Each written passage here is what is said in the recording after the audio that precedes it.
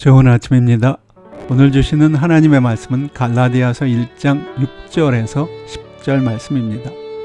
그리스도의 은혜로 너희를 부르신 이를 이같이 속히 떠나 다른 복음 좇는 것을 내가 이상히 여기노라. 다른 복음은 없나니 다만 어떤 사람들이 너희를 요란케 하여 그리스도의 복음을 변하려 함이라. 그러나 우리나 혹 하늘로부터 온 천사라도 우리가 너희에게 전한 복음 외에 다른 복음을 전하면 저주를 받을지어다. 우리가 전에 말하였거니와 내가 지금 다시 말하노니 만일 누구든지 너희의 받은 것 외에 다른 복음을 전하면 저주를 받을지어다. 이제 내가 사람들에게 좋게 하랴 하나님께 좋게 하랴 사람들에게 기쁨을 구하랴 내가 지금까지 사람의 기쁨을 구하는 것이었다면 그리스도의 종이 아니니라. 오늘의 제목은 다른 복음은 없다입니다. 예수 그리스도의 복음은 모든 사람과 모든 민족을 위한 것입니다. 그러나 하나님은 우리 모두가 서로 다른 성격을 가지고 창조되었음을 잘 아십니다. 우리는 배경과 성격이 다릅니다. 일을 하는 방법도 다릅니다. 그리고 그것은 전혀 잘못된 것이 아닙니다. 성경은 그렇게 서로 다른 사람들의 마음을 존중하고 포용하라고 말합니다. 그러나 그것은 절대로 우리의 믿음이 사람마다 달라야 한다는 것을 의미하지는 않습니다.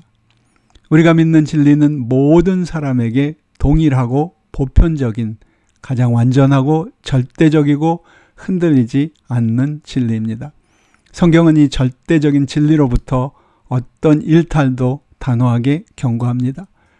요한계시록 22장에는 내가 이 두루마리의 예언의 말씀을 듣는 각인에게 경고하노니 만일 누구든지 이것들 외에 더하면 하나님이 이 두루마리에 기록된 재앙들을 그 사람에게 더하실 것이요 또 누구든지 이 두루마리의 예언의 말씀을 제하여 버리면 하나님이 그 사람에게서 이 두루마리에 기록된 생명나무와 및 거룩한 성의 참여함을 제하여 버리시리라고 말씀하고 있습니다.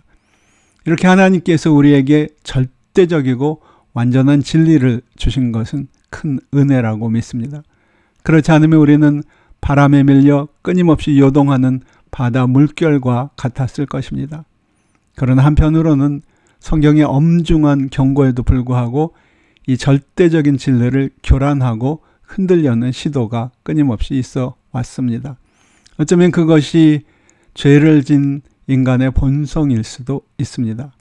저는 목회자로서 많은 시련과 유혹을 이겨낸 성숙한 그리스도인들마저도 때로 잘못된 가르침에 덫에 빠지는 것을 보았습니다. 생명을 걸고 복음을 전했던 사도 바울이 복음을 듣고 한동안 그 위에 든든히 서 있는 것처럼 보이던 사람들이 어느 순간 변절해 가는 모습에 크게 낙심하는 것도 이상한 일이 아니었습니다. 사도 바울은 그런 실망감을 억제하기 위해서 노력했을 것입니다. 그러나 어느 순간 그는 그와 같은 변절의 모습에 더 참을 수 없었던 듯 싶습니다. 그래서 그는 자신의 실망감을 매우 직설적으로 표현합니다. 그리스도의 은혜로 너희를 부르신 이를 이같이 속히 떠나 다른 복음 좇는 것을 내가 이상히 여기노라. 누군가가 사도 바울이 전했던 복음 외에 다른 복음으로 사람들을 속이고 그것을 바울이 전파한 복음보다 더 나은 것이라고 주장하면서 그것을 다른 복음이라고 불렀습니다. 그러나 바울은 참 복음은 오직 하나뿐이라고 말합니다.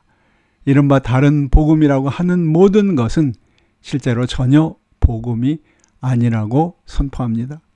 불행하게도 우리 시대에도 많은 사람들이 다른 복음을 전하려고 합니다. 그들은 심지어 자신들이 전하는 복음이 더 참되거나 더 나은 복음이라고 말하기까지 합니다. 안타깝게도 그 미혹에 빠져 바른 복음을 저버린 사람들이 적지 않습니다. 여러분은 어떻습니까? 혹 여러분도 다른 복음의 유혹에 노출되어 있지는 않으십니까? 실제로 우리 모두가 다 그런 형편입니다. 그렇다면 우리는 사도 바울의 강력한 경고를 기억해야 합니다. 다른 복음은 없습니다. 성경이 보여준 복음과 달라지는 순간 그것은 전혀 복음이 아닙니다.